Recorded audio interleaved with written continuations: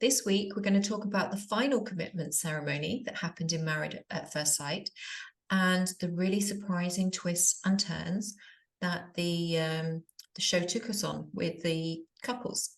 So, Andrew, let's start with thinking about one of the actually less controversial couples, surprisingly, which was Ella and JJ. So Yes. things haven't moved quite as we thought or hoped, but how were you feeling about the feelings that they showed for each other at the commitment ceremony?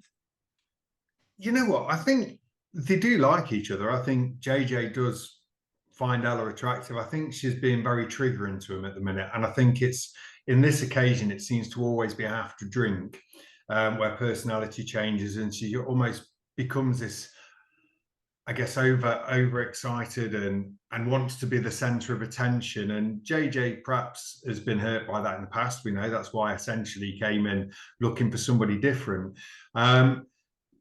There's been a lot of hurtful things said on the back of it. And I do agree with JJ that it's almost becoming a trend. And that's something that worries him a lot. I think it comes down to Ella's insecurities and perhaps she's at her most confidence after she's had a drink. I thought it was quite telling that when they went out for the final date, that there was no Secco then presented as well. So I think that she's probably aware of what's happening, but it's very much in the balance at the minute because Ella still isn't getting that, I suppose, the sexual side of a relationship. JJ's holding back, but in constantly demanding it, it seems like JJ's slowly taking a step back and looking at things slightly differently. And 90% of the time they're good. The only problem is that 10% where they're not is seemingly, we've not been there and heard it, is becoming very damaging as a whole to the relationship. And that's something perhaps everybody can take note from, that, you know, just because you're good 90% of the time, if that 10%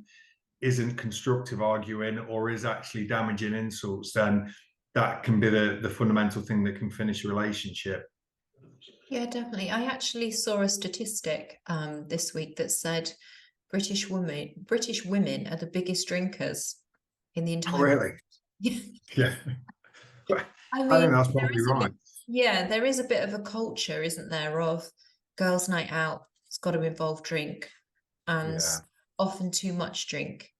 Um, and I'm not saying it's not the same for guys. I guess it is, but I can only speak from a woman that I know there is that culture of to have a good time, you need a drink, which actually is quite dangerous because for one, you can put yourself in vulnerable scenarios, and for two, um, sometimes all kinds of ridiculous things come out to the people that you care about the most. So, yeah, I do think that it's a difficult one, isn't it? If you're with a partner, male or female, and drink is a big part of how they enjoy themselves on a night out, because not everybody reacts well to drink, and nobody wants a Jekyll and Hyde, do they? No, I think drinking, you know, if you're in a good place, drinking's often fine. But if you're in a slightly vulnerable, or if you doubt yourself, if your confidence is low, it can take you to polar opposites. And actually, it can turn you into a what seemingly seems like a monster, because frustrations of where you're at, and all of a sudden, I don't care, I'm comfortable with myself and what you're saying, and it can become very attacking. So I think, yeah, everybody likes to drink, and I think men are exactly the same. It's a British culture, isn't it? Mm. Drinking. I mean, I think when you go on the continent, it's far less. But yeah, it's understanding that if you're going to have a drink, is your head in a good place? Is your mind frame in a good place? Can you see it being a positive outcome? And if it's not, which we've seen repeatedly now with Ella, then that's maybe a bit of self-growth to actually question that yourself and thinking, look, if I want the course of my relationship to change, then I'm going to have to do a bit of self-building and growing in order to make that the case. So with the relationship, I'm not convinced that they'll move forward, if I'm honest. Maybe there's a few too many negatives in the back of your mind at such an early stage. If you've got so many red flags popping up, then you know that can often turn the tide. So, you know, what's your views? Do you think they'll commit and move forward, or? I just don't see it. I just don't see the right energy between them. I think Ella is such a live wire. She really needs somebody to bounce off. She does, okay, you could say, well, she needs somebody to ground her and to give her all of this validation and all of these things, which JJ probably could do. But there just seems to be a real mismatch there in terms of she seems as though she could be so much fun and she wants to throw herself into everything wholeheartedly, especially this relationship. And JJ is just so reserved, and I think he went on the show wanting to find a partner that was maybe a bit more like him, a bit more reserved and sensitive and taking their time. But obviously, he decided actually, no, he'd much prefer to go for Ella in the end. And although they do seem to respect each other and there is some caring there, he's obviously very upset when she gets upset. She's very upset when he gets upset in quite a sweet way. But I just don't see any chemistry, really, do you? No, there's no. I don't think there is any chemistry at all. I think that slipped very quickly into a friendship arena. And you know what? I think opposites do attract, but similarities are still needed. And I think in their relationship, I mean, to be fair, Ella seems to look twice as outgoing as what she perhaps is, and JJ seems, to be fair, a little bit dull next to that. And I don't see any common ground in between, apart from perhaps it's what JJ's always gone for. And I think the lesson is, and JJ perhaps needs to learn this lesson, he was matched with somebody in the first place who was different to what he normally goes for. Yeah. Because he was unsure about it, he decided not to move forward. And guess what? He's got exactly what he always gets, the same sort of person, probably the same sort of troubles, because he's reflecting on that. So I think in relationships, I don't know what you think, but sometimes, and we see it in matchmaking, as you know, a lot, being open to exploring different avenues is often what can lead to finding a long-term relationship. Because if you do what you've always done and go after what you always have, then you're going to end up with what you always have in the past. So being open to change and being open to look in different ways, we know ourselves, that's where you can see the magic happening and people actually forming strong bonds and relationships based more than looks, much deeper than that, into matters of the heart and the soul and aligning what you like to do. And I just think they seem to be worlds apart in all areas. There's no common ground, I guess, is what I'm saying there. Yeah, I mean, when I do my coaching, I coach clients every week, obviously, and often they will tell me about their past relationships, and it will be a repeated pattern. And I'll say, what kind of person would you really like? What kind of person would really match your values? And usually it's the complete opposite to every partner that they've chosen so far. And I kind of say, well, just imagine if you were with somebody that matched your level of motivation and honesty and loyalty and humor and all of these things. And they almost like have to take a breath and think, oh my gosh, that would be just so wonderful. And yet they've continually chosen people that are either emotionally unavailable. That tends to be the biggest problem, actually. Or just people that, that are perhaps way less motivated. So they end up playing a more parental role, that kind of thing. So yeah, I think that we often keep making the same mistake. And you could go back and say, well, it's because of the example your parents set you, or, something in your life happened that made you think that this kind of partner is the right one for you. Whether you feel that you have to make someone love you because you grew up with that, that's your comfort zone because you grew up trying to make a parent love you, or whatever it is, once you recognize it, you can change it. Yeah, And then you and can I just think that's forgive key. yourself for all those wasted years about, chasing the wrong thing, and just move on. But it's just understanding it, isn't it?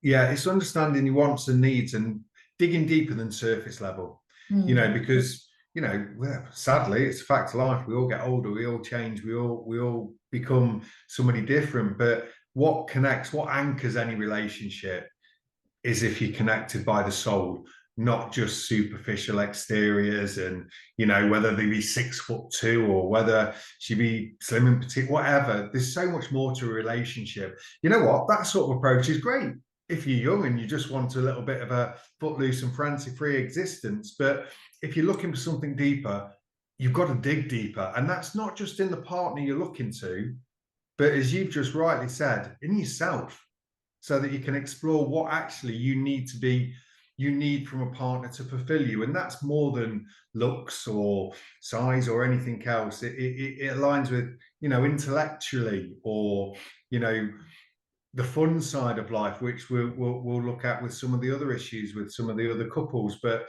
yeah, you've got to dig deeper. If you want something that's going to last, then you've got to bare your soul and let somebody connect with that, not just on the surface level.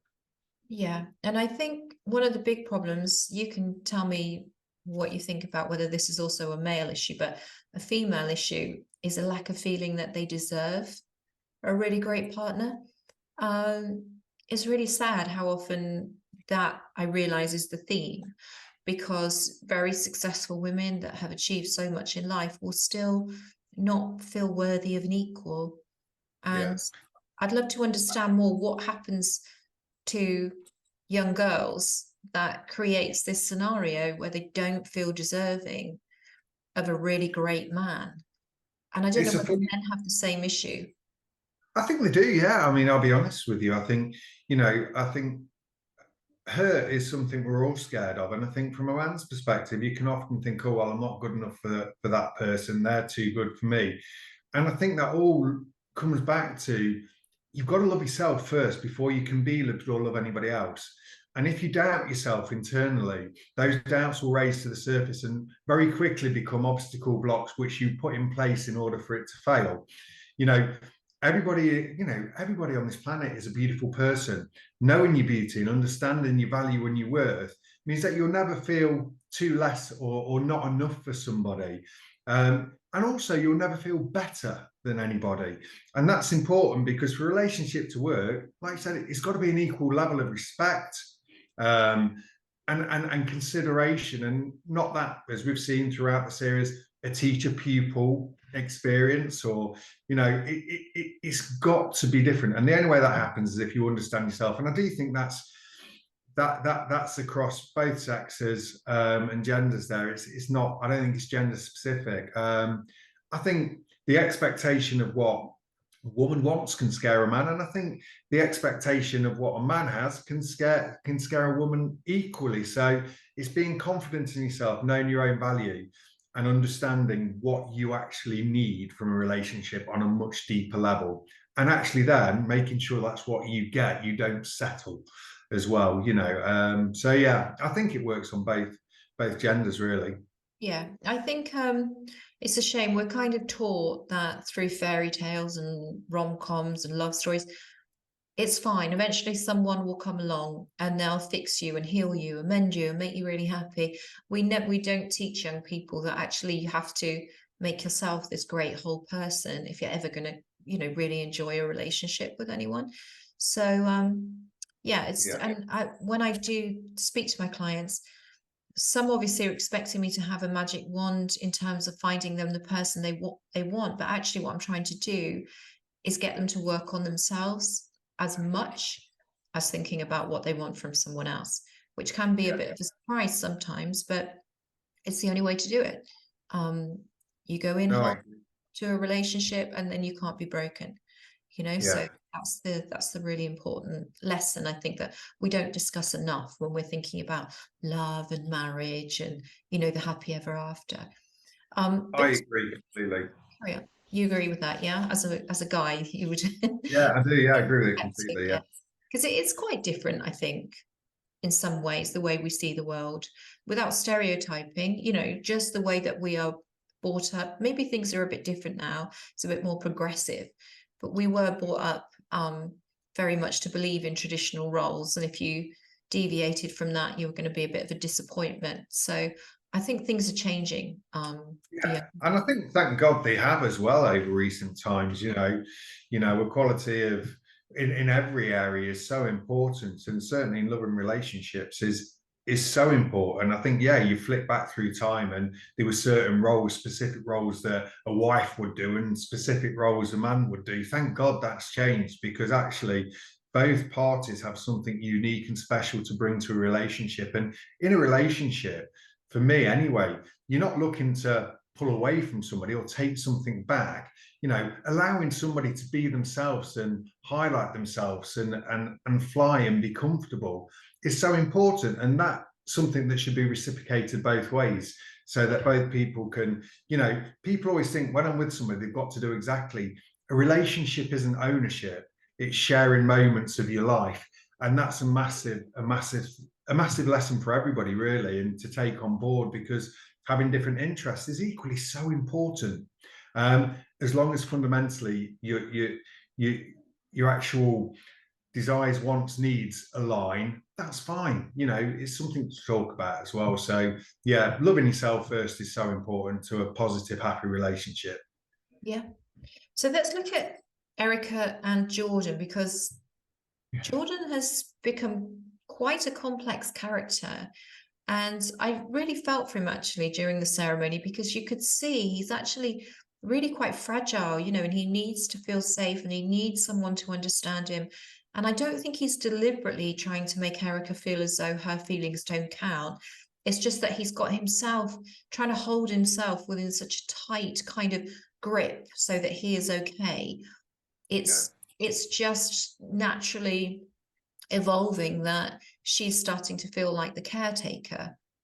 Yeah, I think part of it is the group's influence on that relationship, if I'm honest. I think Erica was incredibly happy to not do the partner swap because Jordan, and I think what Jordan is emotional intelligence. And when we talk about knowing yourself and your needs, is so important to have a positive relationship. Jordan does know that.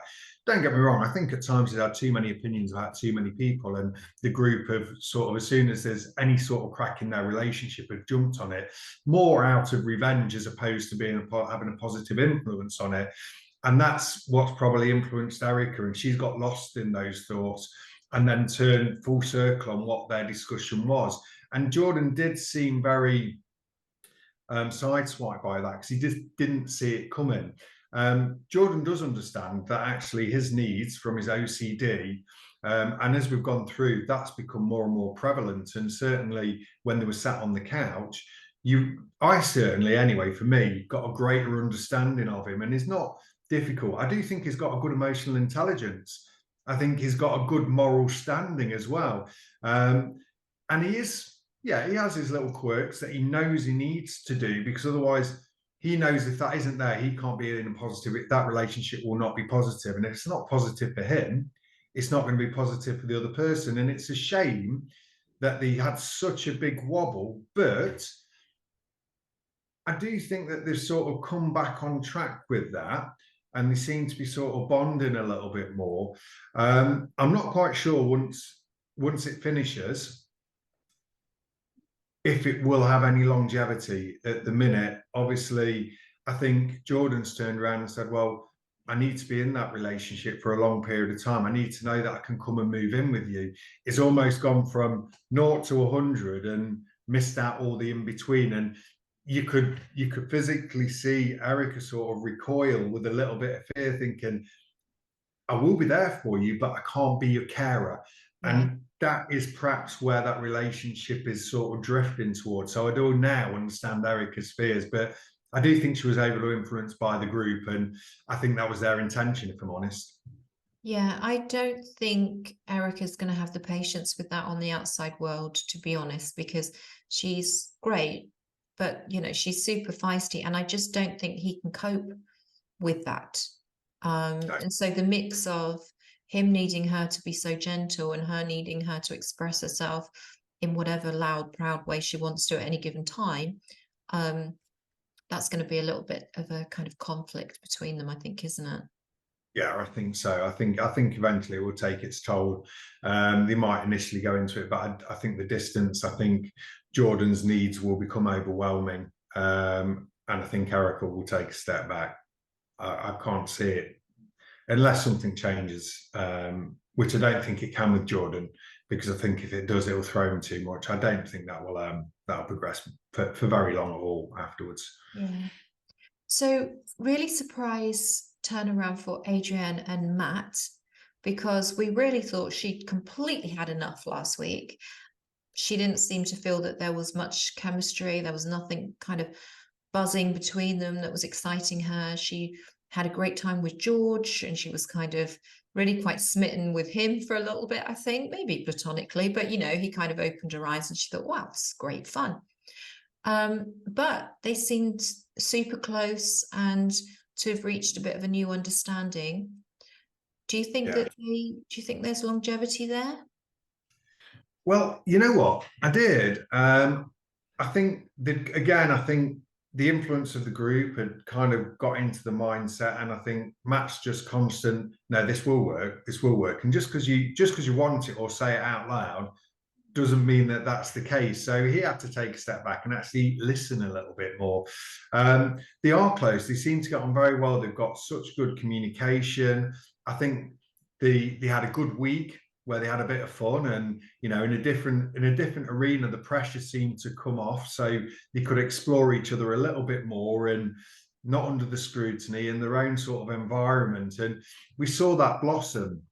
I guess the only thing which was a worry, which I know was perhaps from last night's, was the fact that obviously when they're in this solid position, she then turned around and said that she didn't want children. And obviously with Matt, it's very high on his agenda. He does want kids. So that's a massive stumbling block to hit so late on, really. I mean, for me, I'm surprised that conversation hasn't been had sooner, because they are massive life decisions to suddenly think, well, if that's not there, is this going to work? So now that could be the only thing. Prior to that, I thought they were in such a strong position after having a tough time. But like anything, I think there's a conversation for them to have, and they can sit down, and if they can bash it through and maybe think, well, look, let's put that to one side for a second. Let's work on us and see if the relationship grows. Then once that's there, let's revisit it at a later stage, because feelings change, perceptions change. But first of all, you've got to fall in love with somebody before you can plot out. And I think, again, that's sometimes where people can get confused in going into a relationship earlier. I'm sure you'll reiterate this from your coach, and you can't tick every box straight away. There's no person that ticks every single one of your boxes. As long as you can start the relationship, you've got things in common and it's going well, work with it at the moment. Everything's got a positioning in a relationship that you reach. It's not all got to be reached straight away. So hopefully they can move forward strongly. But I guess this will all depend on that one complex sort of issue for them both. Yeah, I'm surprised actually with the matchmaking process, because normally as a matchmaker, if you've got somebody who absolutely definitely wants children and somebody who says it's highly unlikely they're going to want children, you wouldn't match them. No, So no. that's odd. Either they weren't completely upfront about that, or the matching process, they've just kind of thought, well, let's just throw them in together and see what happens. But within professional matchmaking, you would not normally set people up for that kind of potential disappointment. No, you wouldn't set somebody to fail on that. And I think that's almost what's happened here. I Mm. mean, we have to remember the reality of relationships is based around dating shows. And if everybody was skipping into the sunset on after day one, then actually there's no TV show. So, sometimes some of the matches I'm sure will be done with careful consideration, and some will be done because that Controversy. yeah, controversy, and it makes the TV show. So what it does do is shows matchmaking works incredibly well, whichever way they're going to use it to do. But yeah, it's a fundamental that. So I did feel sorry for Matt at that stage, and also Adrian, because it was almost like a surprise to both of them. So we'll see what happens. Yeah. So let's just revisit Peggy and George. As you know, I find this one quite an irritating one, and I think It maybe is. you too. So they're on the sofa during the commitment ceremony. They're very close. They do seem as though they're pretty happy, but Peggy has to go in and kind of tell everyone how George just is not what her parents want. It's going to be such a disappointment to them if she stays with him. It's such a difficult decision. And although ultimately she kind of stands up for the relationship and says, I'm going to put myself first and have what I want, and that's you, George. And it seems, quite loving and sweet. I just think, how long can this guy, his self-esteem survive Yeah. everything kind of being presented in a way that, well, I don't know if you're good enough, George. I don't know if you're, what myself and my family want, but maybe I'll just try to tolerate you. It just always feels as though she's squashing him down, although she is giving him a certain amount of love and hope. And I just don't feel that's very healthy. You've got to accept someone for who they are. And I understand she can't control how her parents felt, but I think because it's happened every week that George is knocked for just fundamentally being himself, it was quite hard to watch that now he has the whole family against him, essentially, and he's going to have to keep proving himself, which isn't particularly great for one's sense of self. No, I agree. I mean, I think she said something last night actually, where she says, if you don't get my family on side, you'll lose me. My instant thought was, George, right now, Run. you're at risk of losing yourself. Yeah, yeah. Because you know what, George perhaps isn't everybody's cup of tea, but the reality that is George.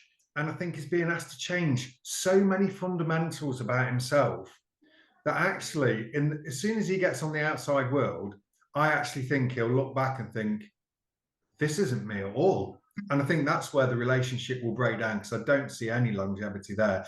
I think the fact her parents really don't like him for whatever reason, because they don't like his job. But how long, the question is how long as an adult male or female do you allow your parents to continue to make your decisions? Yeah. Because at the end of the day, her mum and her dad aren't the ones who's going to, spend time with him, aren't the ones who snuggle up at night, aren't the ones who are going on holiday.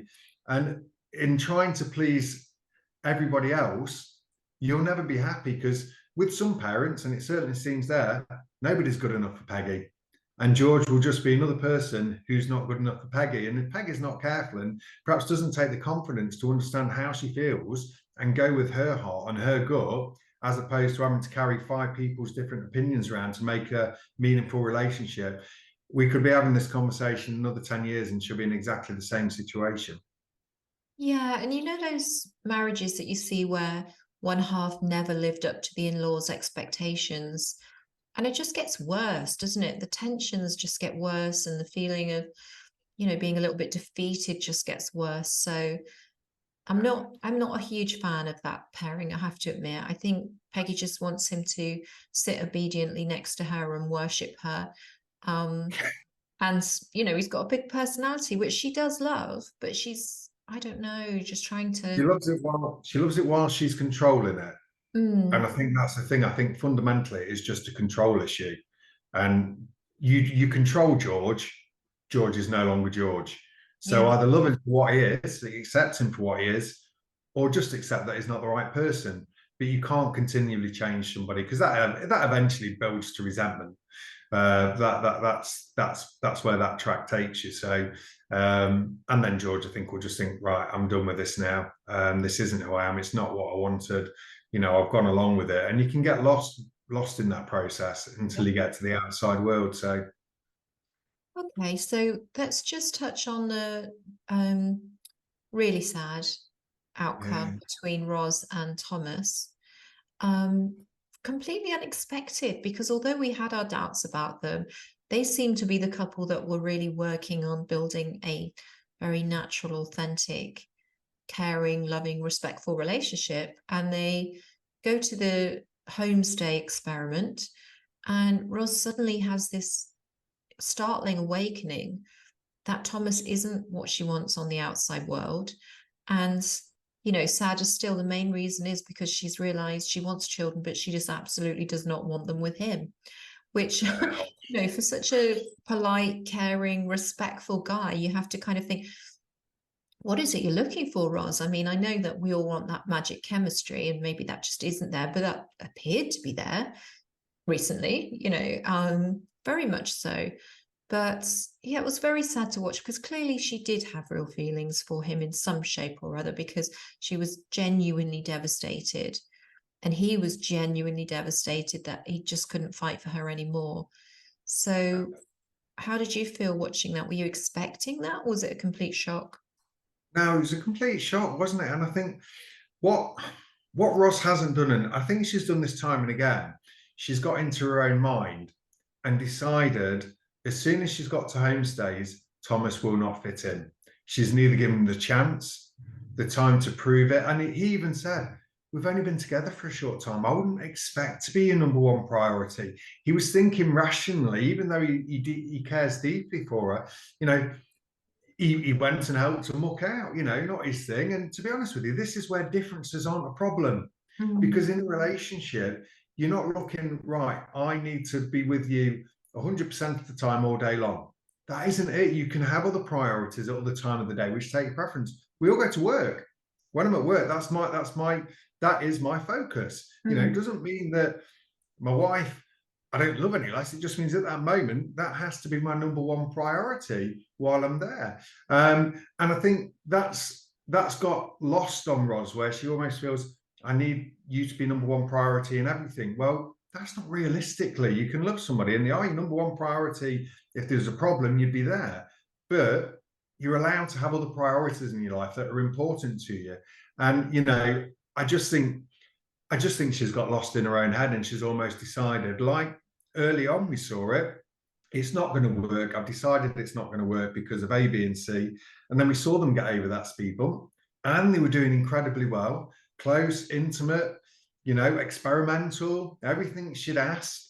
And they were really on a level playing. And then all of a sudden, and I can understand why Thomas has been blindsided to it, because it did come from nowhere. And, you know, both of us said last week, we think these will go on to do really well. And all of a sudden, Roz's runner. I do think it's fear. I do think she's in her environment. And sometimes when people can come into a process of matchmaking, the biggest fear can sometimes be fear of success, because they know that in being successful, the life before changes. And I think that's exactly what we're seeing with Roz right now. She's realized that if this progresses with Thomas, life isn't going to be quite the same anymore. And I think that's made her scared, and she stepped back from it altogether, which was a real shame. But yeah, I mean, she's quite complicated within a relationship, isn't she? Because there was almost always something that she didn't feel was right. She quite intensely felt wasn't right, whether it was at the beginning, desperate for hugs and affection, and then, you know, concerned once they'd been intimate that she didn't quite feel how she should. And she relaxed just for that little bit and enjoyed it. And now she's back to getting herself into a really devastated state again while she questions everything. So I don't know, maybe Ros was once really in love and she knows how that felt and she wants to create that. I'm not sure, because she's really questioned everything rather than just going with the flow. yeah, But the good, focused on the negatives, not the yeah, positives. I think. the good thing was, as hurt as Thomas was, he seemed to be walking away a stronger, more open-hearted guy, ready to find love again, um, which was great, because I mean, it must have been really difficult hearing somebody saying, I want children, but just not with you. You know, Yeah. I mean, that's close. harsh. Yeah, that's a Yeah, bitter pill to swallow, isn't it? That's probably, and there's no way back from that. I mean, no. that's the reality. To turn around to somebody and say, well, actually, you know what? I do want kids, but she may as well have said, I couldn't imagine anything worse than having children with you. I mean, there is no way back. Funnily enough, it wouldn't surprise me in the future, on their social media, is if we see perhaps Thomas and Laura having more to do with each other, because they did seem to balance each other very well. So I think that would have been a great match. Like we said, if we could change the matches up a bit at this yeah, point, I think Thomas and Laura, and I think Peggy and Matt, she found him a bit boring, but I think that Adrienne and George would be much better together. Matt yeah, might be the kind of guy that Peggy's family like, because he's just strong, polite, you know, doesn't say much, but would be a very loyal provider and all of those kind of things, I think. yeah. So yeah, you could see where maybe you would match, mix and match a little bit. Well, they've been doing that anyway, haven't they, to a degree? Yeah. Yeah. I'd love to be able to get in there now and change things up a bit, like properly Yes. change things up a bit for a bit longer than just 2 days, and Yeah.